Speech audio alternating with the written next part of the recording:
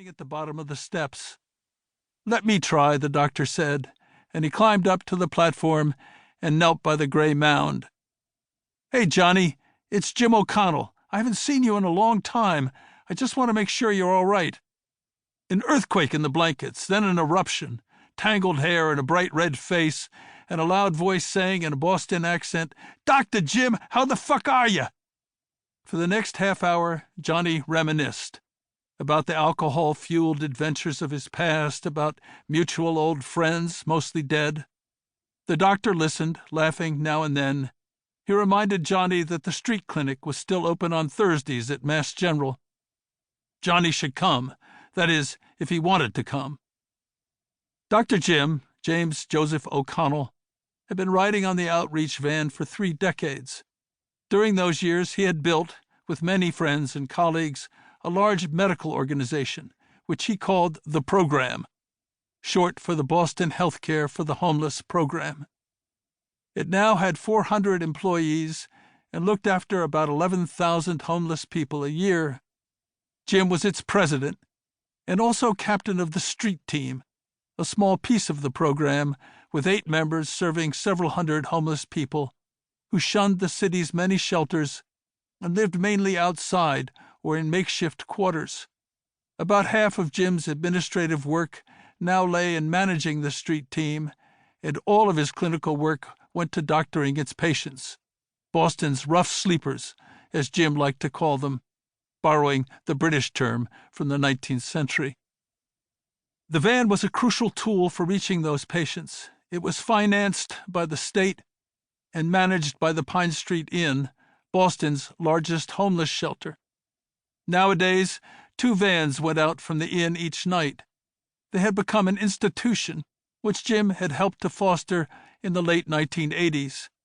Back then, he used to ride 3 nights a week, usually until dawn. Now he went out only on Monday nights and got off around midnight. When Jim had begun these tours on the van through Boston's nighttime streets, he had imagined the world of rough sleepers as a chaos. But it turned out that most of them had territories where they hung around and panhandled during the day. Stemming was the street term, its etymology obscure. For sleeping, they had favorite doorways, park benches, alleys, understories of bridges, ATM parlors.